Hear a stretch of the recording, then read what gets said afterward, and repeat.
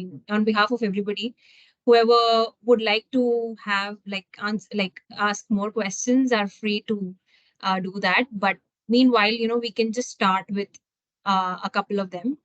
Sure. Pooja, I think you forgot to just introduce Samir to the people. Yes, I'm going to do that because people are still joining in. No, please go ahead and interview. We have 50 odd people. I think we should go ahead and interview. Yes. So welcome everybody. Today, as you all must be knowing, we have Samir Agarwal with us. Samir is the CEO and founder of Imarti Media and PlusPlus LifeSciences. Imarti Media is one of the leading immersive marketing agencies. And Samir himself is a product marketing and sales professional at heart and has an extensive career of around 2 decades in building successful ventures and brands. So he has an extensive experience in brand building and has received numerous awards, recognitions, which, I mean, it would take hours to kind of go through each of one of them. But yeah, I mean, I'm just summing it up here. So in successfully driving digital campaigns for companies like Kent, Nokia, Nestle, and many others. So welcome once again, Samir. I think we have a lot of participants. Yes. I thought the introduction I will have once we have a chunk of people here.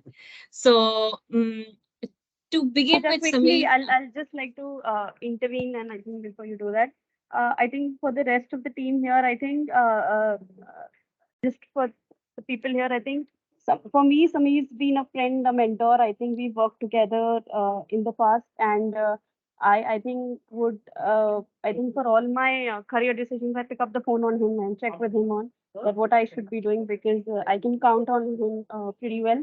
And Samir, when I sent the emailer to the people about an hour ago, wow, perfect timing. Kunal Kapoor, I think he has worked with you. He's remarkable nowadays, I guess. Yeah, so he just WhatsApped me that, do you know him? I said, yeah, I know him. He said, yeah, he's my ex-boss. So Kunal, you're here and you can definitely say hi to your ex-boss. Hi, Kunal. Hi. So Samir, I'm pretty much looking forward to the session, because I think when I spoke to you... I was on mute. Hi, Kunal. Hi. So I think we're pretty much looking forward. I think my brief to the team for this session was clearly on the fact that, while we all use tools, and specifically from a search perspective, but how sometimes the gut and instincts are also equally important factor when you're looking at planning things. So how that also need to be kept in mind when you're planning or doing a search strategy. And I think I was pretty kicked about when I heard the entire story that you were telling me about, the entire Kent and Amazon story from a such perspective. I think we would want to know that further from you and get more understanding. And I think we'll then keep it about 10-15 minutes for the team to open up for questions if they have any. Sure. Love to go ahead. So just to begin with, Samir, you have always been an entrepreneur, like ever since you started your career. Yes. And we would love to know, how has your journey been so far? Like, what made you resist all those lucrative corporate jobs and get into entrepreneurship right at the beginning of your career? Like, how did that happen? I think it happened because I realized very early on that what happens is that I've worked for a living, in terms of I've worked for people in past for shorter stints, and I realized that what happens with me is that I always try to solve a problem. And in every corporate job, typically you are supposed to work on a small piece of thing, and there's nothing bad doing with that. It just, everybody has a different personality type. And I realized that my personality type is always taking 10 steps backwards, seeing what is happening so that I can, fix and put pieces where I think the end result can come from. And because of this, I realized very early on that if I can be a great worker, but I will not be a very happy worker if I'm put in a place of doing one job. And then I realized that that's not a space for me, because I'm always thinking of newer things to solve problems. And what I've realized in my experience is that the best thing that happens to entrepreneurs and people are that everybody has this thing called imposter syndrome, where we go in a place, we go and try to solve a problem. We don't know whether, everybody has a way of doing things. But what happens is that when you're an entrepreneur and you go into a new field every time, what happens is that you come with such a fresh canvas that you don't know anything about it. And that what gives me a really high, that I go into a new industry. And when I go to a new industry, I don't know anything about that industry. So I start thinking in a very logical manner with common sense. And what happens is that typically in every industry you go, there's a a set pattern of how people work. So today I run an agency. I've never worked for an agency in life. I have worked for oil and gas companies. I have worked for steel companies. I have worked for clothing companies. I have worked for coffee companies. Uh, and I've written algorithms and flowcharts but I'm not a coder. So I realized very early on in my life that I like doing newer things, newer challenges, and that I realized that I can only do if I'm like a free agent. And being a free agent, that I'm only responsible for myself at that point of time. So all decisions, everything good and bad or ugly is mine. Wow, that sounds pretty inspiring, and whoever wants to get into entrepreneurship can learn a lot from you.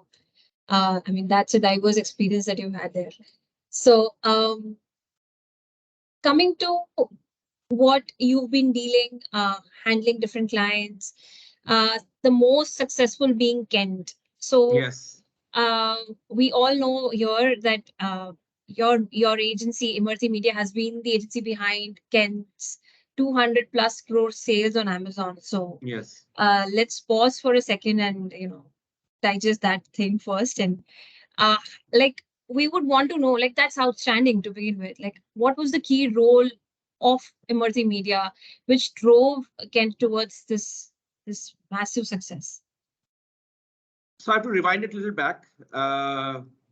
When Imarti was taken as a retainer agency with Kent, before that Kent did not have any agency, and Okay. was not doing much in terms of sales online. It's a very traditional brand. Uh, does little over 1,000 crore rupees of sales through offline mechanisms.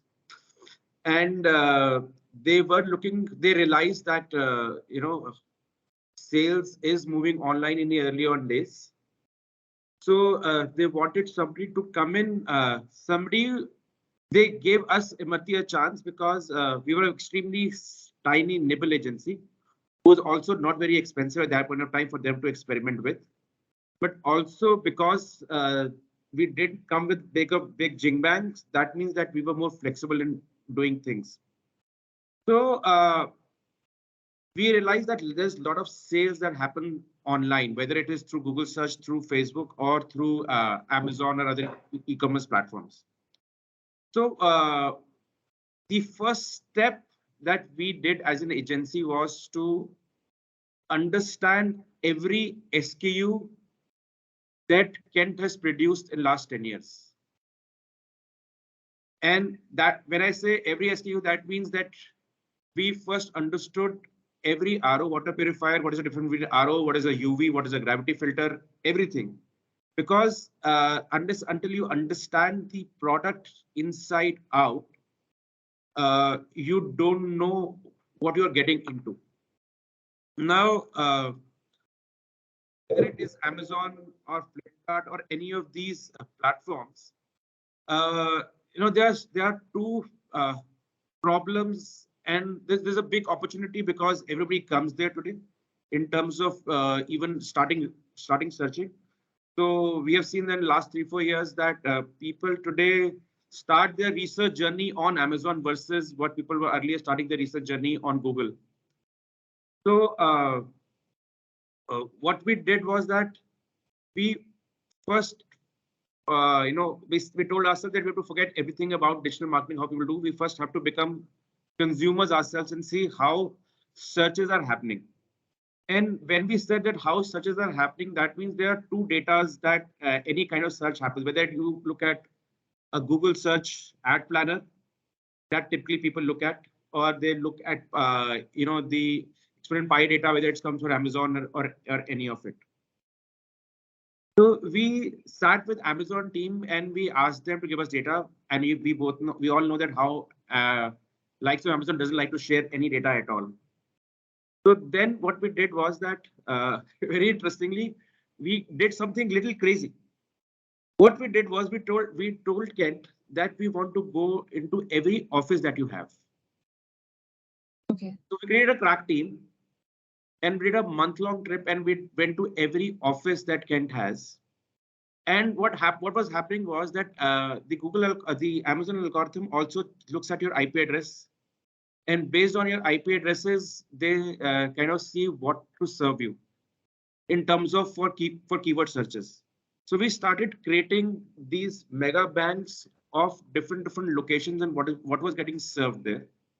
Then we also sat there and we also said, because with Google you can still get, because the keyword planner you can get to know search volumes for different things, but Amazon doesn't have any or Flipkart doesn't have any tools like this. So then apart from once we did all the IP exercises and stuff like that, we sat on calls with different people in different offices and we said, okay, what are the all local catchphrases with which people serve with search? So on one side, we created a bank of every SKU that was there at different price points. On the other side, we created keyword banks and keyword clusters. And then we tried to marry these keyword banks, keyword clusters for this handshake. Because what happens is that a lot of people are from search here must know that typically there are 4 or 5 inventory mechanisms that are there for search. There's an SB, there's an SP platform. Very recently, video got introduced, and there's SD, which you can do on competition. Now, I can't tell you the exact strategy that we follow because it's a very complicated thing. But what we did was that everything we started taking Amazon and said that we will optimize on every point of sale. So that means whether it is optimizing for the title, whether it is optimizing for images, whether it is optimizing for everything of what you call long tail keywords, whether it was optimizing for vernacular phrase keywords, and whether it was optimizing for phrases.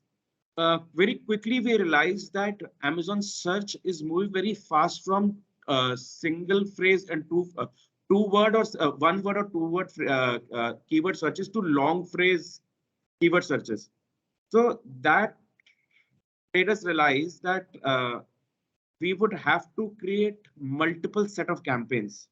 So for example, today in Kent water purifier category alone, we have over 800 campaigns for Amazon.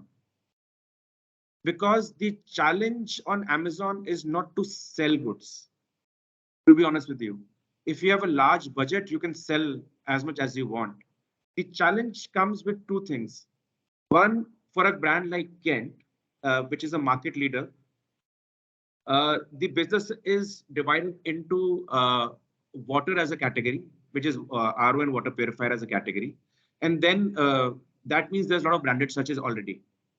So as planners, your fight is, should you protect your own kingdom of searches, or should you go then to something which is larger than life, which is always generic searches? So from branded searches to generic searches and then to competition searches. And Kent, because it's a market leader, doesn't believe in deep discounting. So you will realize that at all point of times, a Kent product will be at least 15 to 20% expensive than nearest competitor. Okay.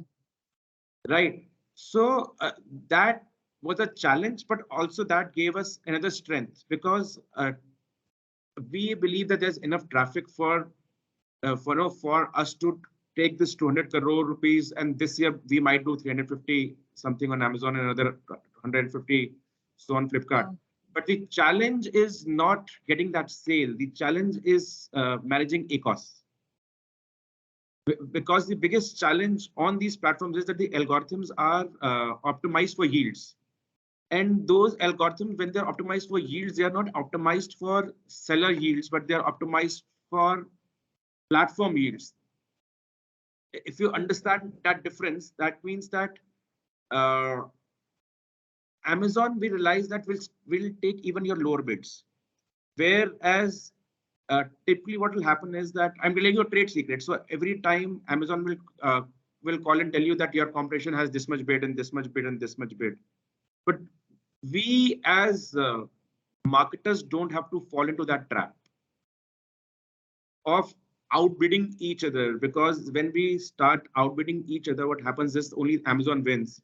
But your ACOS will be so much out of the whack that your client typically will say, this doesn't make sense to me, and I will stop advertising on this platform. So what is a magic thing for us is that we are razor focused on maintaining ACOS. We try to maintain the lowest ACOS throughout, whether it is a new category, whether brand categories like for RO, water purifiers or stuff like that. And we also use search very smartly in terms of brand introduction. When we launched last year, we launched pots and pans and kitchen appliances. So we use search for branding, and then we very smartly used Sasti inventory for remarketing. Uh, Typically, what we see is that on Amazon, people somehow forget all the good learnings that they take from Google in terms of search. People spend, 10 years, Google have taught us how to do search and then how to use remarketing uh, at the same point of time. And Amazon has some really amazing remarketing tools, which interestingly, I've realized that people, marketers are not utilizing. So if you structure your campaigns for remarketing very well, you will realize that your ACOS will be keep on going down. And I know you asked me for 200 rupees a sale, but I am telling you that that is not a tough job. Tough job is to maintain an ACOS of 12% on that 200 crore rupees of sale. That is a win, because if your ACOS, what happens typically initially is that for the client to touch that 200 crores, if your ACOS is 45%, 50%, 60%, it is not viable for the client. So the more structure you put in your campaigns and how you arrange your campaign structure, how you campaign various campaigns, it's really hard work, to be honest with you, and a lot of common sense. None of it is actually, rocket science. Most 80% of it is very hard work and very simple things that you can do. Whether it is Google search, whether it is Amazon search, whatever search we do, we have realized that the most amount of business, profitable business, does not come from keywords which are high volume. Most amount of your real business will come from long tail keywords. But it's hard work to find long tail keywords. It's hard work to find long phrases keywords. It's hard work to find misspelled keywords. In India, the amount of misspelled keywords that you will find, which nobody is bidding on. So typically, if there's I'm telling you, we have seen keywords. The right keyword is, the bid is 120 rupees. Misspelled keywords, bid is 2 rupees, 3 rupees, or sometimes nothing. Amazon is just ready to give it to you at any point of time to manage their yield. And it's just that you have to be smart. So you say, okay, if nobody takes an offense, you have to say, okay, how a Gujarati man, when he says that word in his mind, how will he spell it if he's wrong with spellings? I'm really bad with spellings. Also, I have very fat thumbs. So what happens is the way you say it in your head, typically that's how you type. Right? And most people are really bad with spellings. So the combinations of wrong spellings and typically is, one is to 1 raised to power 9, which is a very, very, very high volume. A lot of times, a lot of keywords, you guys will see that that cluster is bigger than the brand competition keywords. And those are there for yours to taking, because those are cheap keywords and nobody is advertising on those keywords. Similarly, used lot of in last 1.5 years, 2 years, the amount of there are no absolute vernacular searches on Amazon. But what is happening is one word vernacular and one word this. Now what happens is that typically what people do is, for example, let's take example of RO, right? People will say when the clusters are made, people will say RO water purifier, then say RO water purifier for home. Okay, but now if there's a now somebody says ghar ke liye RO, so it's a 3-word phrase, ghar ke liye, 4-word phrase, ghar ke liye RO. Now the Amazon algorithm will, will say, okay, there's a RO, everybody has bid on RO, so those ads are expensive. For the algorithm engine will yield will come, but your relevancy score, if your ad cluster has ghar ke liye RO, your relevancy and your click is much more easier. So what I very strongly believe that most of these things, if we keep on doing right, you take lot of things, whether it is Google search, whether it is Amazon search, Flipkart search is it has to be divided into 3-4 parts. Whatever I have just told you is what gets served. But the second part of it is, okay, this has got served, now what? Now, going back on our example, because we're talking about Kent and you're talking about, so I made you little learnings. So now there's a series which says, because of the 3 parts of every search, whether it is Google, whether it is Amazon, whether it is Flipkart, right? You've served, you've won the bid, you're there. But then how will you optimize for click on that listing? Right? And then third part is, once that listing has been clicked, what will happen on the landing page? And then what after somebody goes from that landing page, how well you utilize your remarketing campaigns. And also what is important is using of lot of competition targeting of SD. That means that Amazon allow you to target specific ASINs with specific models. So there's a lot of magic that can happen there. Sorry, I think I went a little too technical here in terms of. Not at all. This is absolutely interesting. I think Megha has a question related to this. Yeah. Sure. Actually, I have 2. I think one is what Darshan raised is that. You can be a little loud. Now can you hear me better? Yeah. I'm saying one question was raised in the chat, that what was your response on the vernacular part? Very you good. Did one. So our mixed phrase vernacular is giving us 8% of business. And very cheap. So that actually helps us bringing our overall ACOS down. Because what we have realized, what I personally realized, I've been doing digital now for last 20 years, from the days when InMobi was called Influence. And what I've realized is that in digital, there is no one single campaign that can give you uptick. It is not possible. It will never happen. The algorithm will not make it happen. The competition will not make that happen. It will never happen that you'll have one campaign that will give you uptick. So you will have to do small things. And one change, one thing will give you 5% uptick, somebody will give you 8% uptick, somebody will give you 7% uptick. But these small things that you do will actually help you overall bringing your cost down and your conversions far better.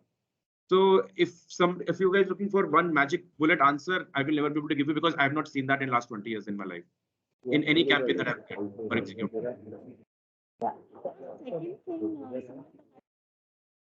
Megha, we can't hear you. Can you hear me now? Yeah. I'm saying, for a lot of Amazon and Flipkart campaigns, when we do see a lot of conversational commerce specific ad units being introduced. Can't hear you, Megha. Can you hear me now? Yeah, I can hear you now. Yeah. I'm saying when we do a lot of Amazon and Flipkart campaigns, we do get quite a lot of requests from the clients and also pushing in from both Amazon and Flipkart, understanding the consumer behavior. That a lot of conversation commerce ad units work very well. So, for example, when a video gets played about a product, is there some learnings that you have seen that when a consumer is searching? Because when we researched, we understood that a consumer actually spends about 10 to 12 minutes about on just the product page and reading about the product details, even when they are on Amazon and Flipkart.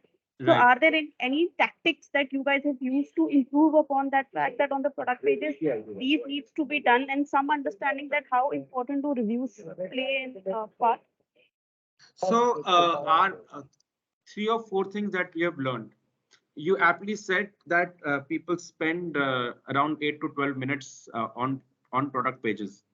Uh, One learning that came was that while people spend that time on the product page, but what happens is that typically, we tend to beautify our A plus pages a lot.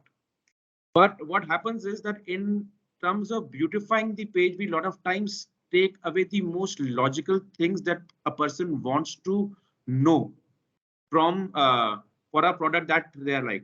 Aptly, see, reviews are how important reviews is no rocket science, right? Everybody understand how more important reviews are. But something that is more important than reviews is question and answers. So if you see that just below your brand building page, typically our learning of higher conversions have come from 3 things. One is that try to fill as many, create as many question and answers of all the logical things that people will ask. For example, if it's an RO, people typically want to know how much water it will give me. See, no, when it is a RO, when it is any heavy duty, heavy product, what will happen in that case is that if a person goes, say, a Vijay Sales, there's a promoter sitting there or standing there, which will tell you that, ma'am, this RO, this RO will be under top or over the top. Ma'am, this RO will give you this much water in this much time, in those kind of things.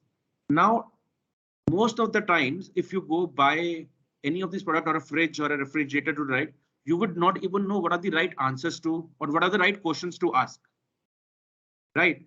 So what typically works is that if you take all the USPs of the product and then convert them into questions and do a question answer format in terms of when you're creating those uh, 2 spaces. There's a question answer space specifically where people ask, that is there. But also very importantly, what you can do is that just below the images, there's a lot of space for you to write things. Most people, what they do is they write everything in paragraphs. And you have to understand that when people are on Amazon, 85% of traffic is still coming on mobile phone. Right. So when the audience is mobile first at that point of times, they when they see that much space, छोटा सा space screen, ऊपर header है, नीचे footer है, सब कुछ है. So you have to put everything in fast consumable bullet points. And this is what we realize, that the more we put in bullet points and you use that space again in conversational tones.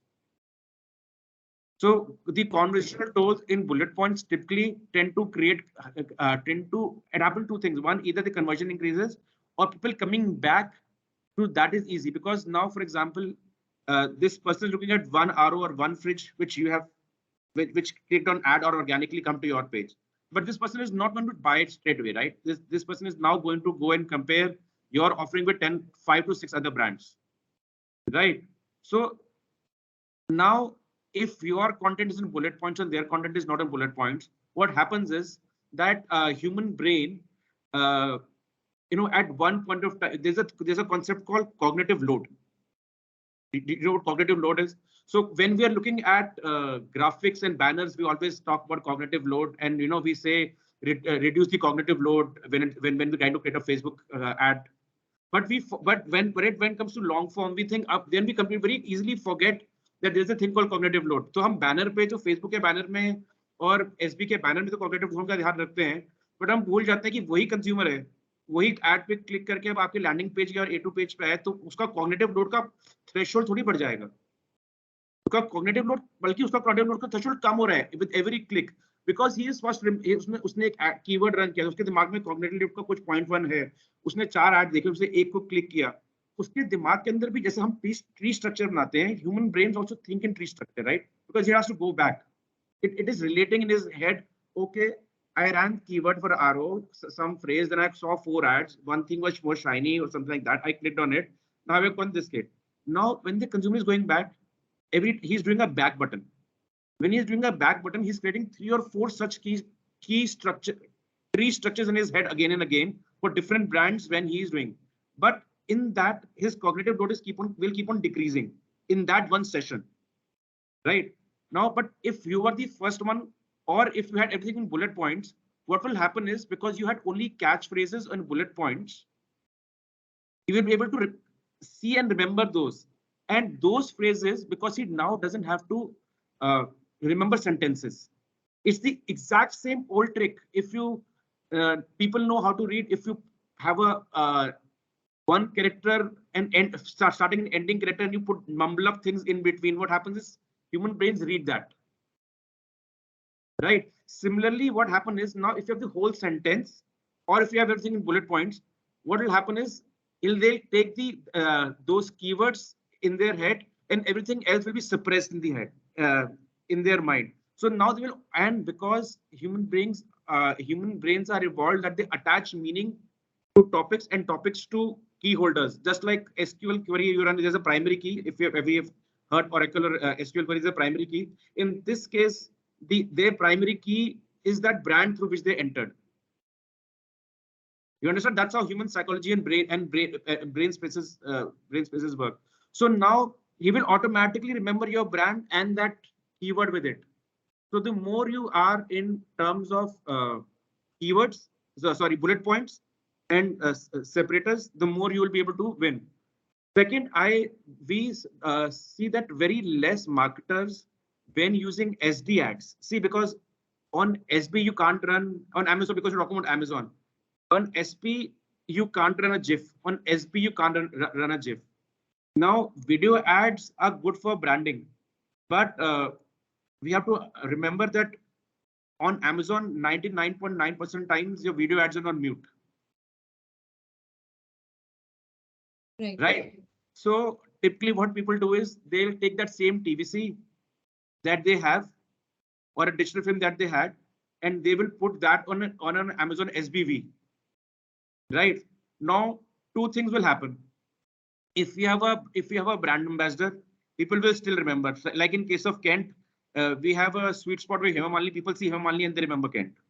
Yes. Right, because with this brand ambassador, there is no clutter. So it's not Amitabh Bachchan or Shah Rukh Khan. When they see, the people get confused. Ki, bhaiya, acha, is this for Chavanprash or it is for some jeweler? Right. So we have an advantage there. But what typically when we see for other brands also, what we like to do is two things. If there's a brand ambassador, always put that image there. There's a reason for that. The reason for that is that e-commerce platforms are notorious for not being as trustable by people. Even today, 8 years after Amazon and e-commerce have, people don't know the quality of the product that will come to their home. Absolutely, right? And as you grow, for example, as soon the moment you cross the threshold of 10,000 rupees ASP, that insecurity keeps on increasing. So a brand ambassador helps with that. But I personally like not using videos, but using the SBV format for GIFs. Because the beauty with GIF is that you get the large real estate of video. So it is sometimes better to use a video format, SBV formats, but use GIFs there or slideshows kind of thing, because what happens is आपका GIF का पूरा story हो जाता है और video की close captioning का फर्क नहीं पड़ता. Because video is running now, you will run a Hindi or Hindi subscript also on it, because वो तो है तो वो mute पे. बट आप जब आप उस वीडियो का सब्सक्राइब डालते हो, वो कंज्यूमर के पेज में कहाँ कब शुरू होगा, कहाँ होगा, आपका कोई कंट्रोल नहीं है उसके ऊपर, राइट? वो वीडियो की 3 सेकंड की 4 सेकंड की लेंथ में कहाँ पे जाएगा, वो आपका कोई कंट्रोल नहीं है उसके ऊपर। तो हमने देखा कि जब भी हम जिप्स डालते हैं उस वीडियो वाले फॉर्मेट में, it's like video, it's still a video format of saving that thing is still a video, not MPG, but we are using the real estate of the video, but we are not actually putting video, we're actually putting GIFs or slideshows, because then what is happening is that every shiny thing sometimes act like a thumb stopper, and then you can tell a story. And if you can then, because on your the most amount of sales on search comes from SP and not from SB, right? So now sponsored product. On sponsored product, you cannot put your brand ambassador because it only has the same ASIN unit that is there. So that is why SBV then using a brand ambassador, if you have something, anything which gives security and surety, helps quite a lot.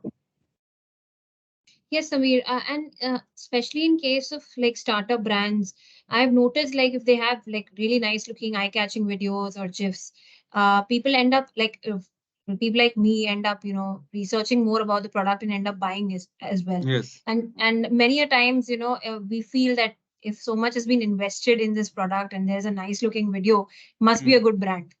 So yes, exactly, because people get that confidence. That's not somebody fly by night. Correct. Great. So coming to the same kind of question, like any tips or recommendations you have on how to leverage search to get maximum ROS for marketers who are just starting off, as well as for seasoned marketers? Like, what is the best way to leverage search to get maximum ROS? Is the question.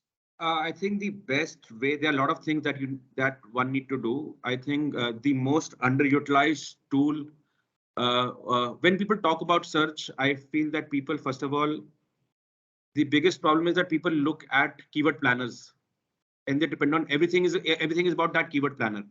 Yeah. Right. And keyword planner, as I said, give you high volumes, and people think, okay, this people typically divide that this is my budget, this many clicks I want. So first thing is that look at keyword planner, but don't go for beginners. Don't go for high volume products, high volume keywords. Divide your budget primarily in long tail keywords. That is where for beginners specifically, because it gives you chance to work on lower bids and learn from it and optimize what's happening, what's not happening. So again, we have to divide it, right? What will happen when what will happen? What kind of keywords and phrase copies are written? I believe that only direct response people should write copies for search, and typically copywriters should not write copies for search, because, and I know it's very controversial, but this is what I've learned in last 3 years, that if I give copies to be written for search to copywriters, who like to write post copies for Facebook, your CTRs will be really, really, really bad, because search is a direct response mechanism. You have to use power words. You have to understand human psychology, because that's how people click. I'll tell you something which I want to tell all the digital marketers. I'm also a digital marketer, or I'm a marketer. We have to go away. If you want to do search specifically for search, for anything else, if you want to be great at search, stop calling yourself digital marketers. You have to first start calling yourself marketers. There's a difference between a digital marketer and a marketer. Digital marketer, somehow what has happened today is that everybody thinks digital marketing or search marketing is understanding the keyword planner, understanding the bidding mechanism, and creating campaigns. My friends, that is just a set of tools that Google has given you to operate on their platform. You first have to be marketers. What does marketers do? Marketers don't look at keyword planners straight away, or they look at keyword planners, but they look at keyword planners for trending data to understand what is happening. But we first have to segment our audience ourselves. We have to understand, we have to create a whole funnel in terms of वो awareness में है, ये mitigation में ये कहाँ पे है, ये हर कोई funnel की बात, everybody talks about funnel, but we don't think as marketers in terms of, okay, what is the benefit that my customer will get from this product, or why is if I'm selling a product on search, what is somebody looking for? I will give you a very interesting case study, uh, which we did 2 years back, actually now 2.5, 3 years back before COVID. But what happened was that we came across a product in a Kent portfolio, uh, which is called Kent water softener. You know what a water softener does. If you have really bad water, water is bad, gives you problems. So now we realize that this is one product which doesn't sell. Okay, so we were told by Kent कि ये product बेचना है, and we were doing RO and water purifier. So softener was nobody's what you call fancy key. This product is also whatever is trying to sell. Now, typically, if you're a digital marketer and not a marketer, what will you do? We opened a Google keyword planner. And interestingly, we realized that in the whole month, pan India, there are only 750 searches for people trying to search for a water softener. What does that mean? Does that mean that I cannot use search for selling this product? Because there are only 750 searches alone at the 2.5 years back in whole month in 30 days. No. So now we have to, now this was the problem statement, right? So we said, okay, people are not looking for water softeners. Okay. We said, okay, what is a water softener used for? A water softener is used to soften water. That's the feature. But what is the benefit? The benefit is that you don't lose your hair. Your skin doesn't get rashes. Your skin doesn't get dry. You don't get dandruff. And we also found studies which says that hard water gives eczema to babies. Now, if any of you has a baby at home, you will know that babies typically get those diaper rashes or a lot of rashes, and otherwise eczema, which is infections, which happens because of very hard water. Now, if your keyword planner is telling you that people are not searching for water softeners.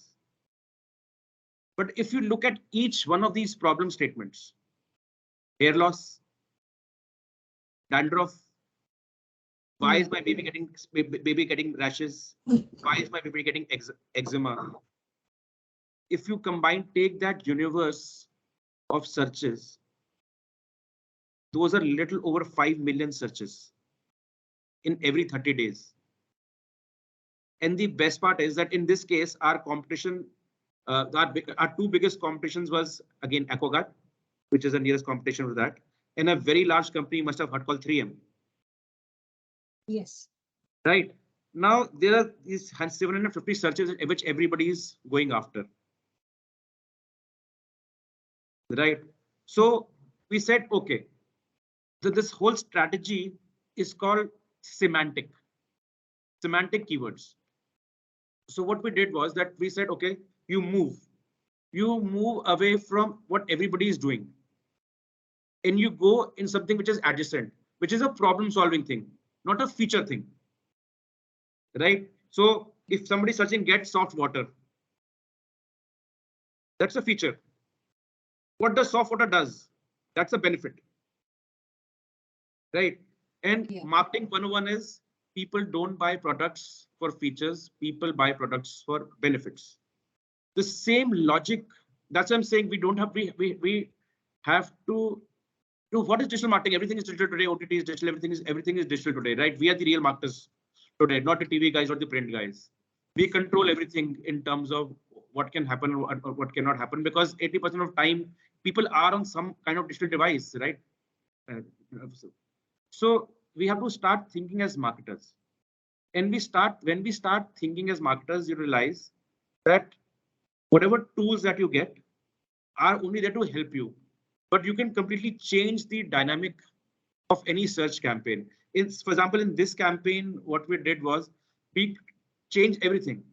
So at Imarti, we call ourselves an immersive marketing agency. So what we did was that our search campaigns were then created in tandem, were created completely around semantic keywords. That means when people were searching how to stop hair loss, we were telling them, do you know the hard water is the leading cause of hair loss? Now what happens is, as a human being, when you're searching for hair loss, as a human being, what do you expect? Search bar to show you. The search is showing you hair oils, shampoos, and treatments, right? Yeah. But there is one campaign which is telling you, do you know hard water can cause hair loss? So what happens is it creates again another psychological concept which is called dissonance. If there's a complete white wall, and if you take your pen and put one black dot on that white wall, everybody eyes goes on that black dot. Yeah. That's the power of dissonance. So while everybody's saying regrow your hair, every hair oil that I'm competing against, now there's a difference. Now, for example, in this case search, 3 or 4 things will happen. You have to understand how this thing will work. When somebody is selling a hair oil for hair loss, typical ASP of that product will be 300 to 400 rupees, right? That means the maximum bid that person, you have to start thinking in a different way, right? So that means a typical bid that person, उसका वो क्या 10 to 20% में खेल सकता है पूरा का पूरा. अगर 300 रुपए का प्रोडक्ट है, उसको कितने में बेचना है? वो 50 रुपए का बेच लेगा, 100 रुपए का बेच लेगा. अगर वो बहुत हट मारेगा तो कितने का बेच लेगा? 150 रुपए का बेच लेगा. So that means his bid now is capped at 5 rupees, 10 rupees, 8 rupees, 9 rupees, because ultimately it's a very small percentage of that traffic will convert. Right. So as search marketers, we have to think cause and effect. So now I'm thinking that my product, the cheapest one, sells for 16,000 bucks. That means the bids that I can play on and control this whole universe of hair loss is very different, because I now have come into this territory and changed the quantum of it, because I'm not capped at 20 rupees or 9 rupees a bid. Right? Because to sell this 16,000 rupees worth of product, I can spend 1,000 bucks. But a hair oil guy cannot sell 1,000 bucks to sell that product. Correct. Right? So that completely changed the game. Yeah. Right. Then at the same point of time, search works very interestingly if you understand how human thinks, how human beings think. Right. Now, if a lot of times what we have to do is, when we create search campaigns, we use only one domain to create search campaigns. Right? Google doesn't stop you from creating search campaigns from multiple domains, especially if they're related domains. A really effective search campaigns are where one campaign you're pitching the product, and one campaign you're not pitching the product at all. You're giving only gyan. Now what is happening is that you're actually controlling the search page, because for to be really effective, you have to control the search page. So if you typically look at a search page, you have a shopping ad, 3 PPC campaigns, organic results, Google My Business listing, and video listing. And a typical good search campaign should be tracking all 4 or 5 of these units. If you can do that, then what will happen is that you'll typically control 3 units out of that the universe of 1 to 2 scrolls, and hence the clickable CTRs of your campaign will drastically increase. So that is one thing. Second thing, that if you're a seasoned marketer, there's a very interesting API called offline conversion API, which the more you use, that's the gift that will keep on optimizing your campaigns. Every advertiser that we works with, we make sure we, whether it is Facebook offline conversion, whether it is Google search online offline conversion, we always make sure that the offline conversion API is connected well, because that will help you reducing your ACOS at a very large level, because you're teaching the algorithm. 3, never do a mistake of stopping a campaign.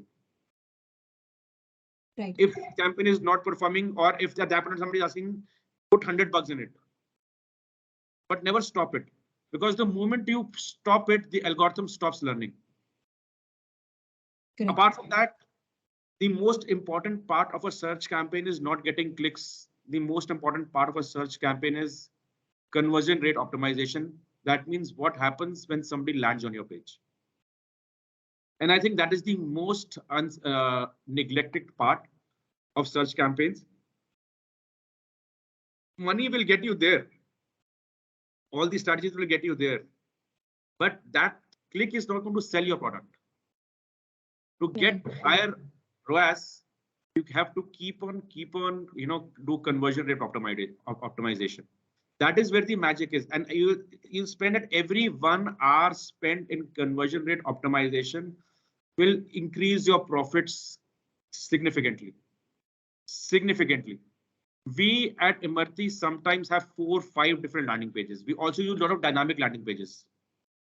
So that means that if because Google will let me put even for one cluster of ads 6 different copies. So we have to do that hard work of creating 6 different landing pages for that ad cluster, where the header is according to that. Then you have to test it for different colors, different kind of buttons, different language. You have to keep on optimizing it. So the more you'll optimize it, that will actually give you a higher ROS. The problem is not bidding. The problem is not that I think everybody can get a solve. But if you start doing conversion rate optimization on the pages, stop, keep on reducing the bounce rates, keep on reducing bounce rates, keep on saying how much session time, do a lot of screen recording, see what traffic is doing. We do a lot of screen recordings of what traffic is coming and seeing what the traffic is doing, because that's how we learn. A lot of times we get people inside the office and 20 people sit, and people who have no idea, because we have our own confirmation bias, right? We have created that page. We understand that page. We think that this is how a user should navigate this page. Right. But somebody who's coming for the first time has no idea about it. So there's no confirmation bias there. The way people react to your page and how they navigate through your page is very different than how typically we'd end up designing our pages for. And that is where all the magic happens in terms of conversions. And वहां पे आप conversion जितना करोगे वो आपको offline API वापस आपको देगा, और उतनी आपकी yield के हिसाब से आपका campaign better होता जाएगा, सस्ता होता जाएगा. Right. Because the fight is with Google, nobody else. Great. Like there are some real good takeaways. One of them is start being a marketer, not a digital marketer. Yes. And secondly, you can be creative when it comes to search campaigns as well. Yes. Like human psychology plays a very big role in the because we are human, search. right? We are searching, so you have to put yourself in shoes of a person who's searching but has no idea about your product. Yeah. If you think like that, then you'll start reinventing the wheel accordingly. That way. Correct. Absolutely. Great, Samir. This has been so insightful. Thank you so much, Samir. My pleasure. There's been much more than we could, we're taking away so many things and learning so much from you. So Samir, we have a couple of questions in the chat box. If we have the time, yeah. Megha, can I go ahead? We have like 2 questions. One of them is by Aditya Pandit. How do you combat competition bidding on long tail keywords, considering the relatively lower search volumes? Can you repeat that question? What to do? How do you combat competition bidding on long tail keywords, considering the relatively lower search volumes? You can't combat that. Every good marketer worth their salt will find those things. What you have to do is create higher relevancy score on your landing page so that your relevance is better. So again, I'm saying we are as marketers, what we are saying is that how do we combat और long tail keyword पे हम कैसे उसको bid करें? वो तो bid करेगा यार. That's his job. Your job is A, how to increase your relevancy score. B, how do you get better CTRs on that copy that somebody writes there. The more number of times your ad gets clicked versus your competition. Automatically, Google search engine yield will say, okay, this is the most relevant thing. Here, what comes is the importance of copy. That what copy gets written and what copies get clicked. Also use a lot of extensions, because what happens is if they are bidding now, if you are using all the extensions, then what will happen is that you'll be able to take larger space. Sometimes it's a very, people don't realize it, but on a mobile screen, it's a real estate fight also, right? So it's a real estate fight also on that one scroll that we will get. Yeah. Thanks, Samir. There is one more question by Rushabh. How much percentage ACOS is usually dropped on vernacular? See, it will depend on different products. We have realized that typically the vernacular keywords, when not being searched, typically if a typical CPC is coming around 24 to 25 rupees, here you can get 6 to 7 rupees. But it will be different. It will be different clusters. Right. But there's a lot of difference, and a lot of times that difference will make the difference in reducing your ACOS. All right. Do we have any more questions, guys?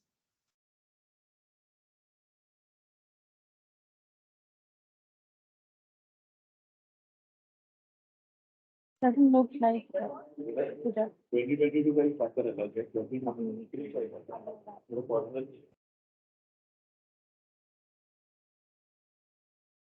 So are we good? Yeah, I think we can conclude the session. Megha, would you like to take over? Yeah, thank you so much, Samir. I think it's been very, very insightful, and thank you so much for sharing these kind of insights and making it so easy to understand. Like even for somebody who doesn't really understand search on Amazon so well, I think the way you put it across, it was very simply explained. And thank you for sharing such kind of tactics. I think we'll go back and definitely try a few of those. Thank you Please so go ahead. much. It was a pleasure. Thank you guys for having me. Thank you so much, Samir. Thank you so much, Thank you. Samir. Lovely you. talking Thank to you. you. Thank you. Thank you, Pooja. Thanks, Megha. Thank you, Thank guys. you. Thank you so much. Thank you, everyone. Thank you so much.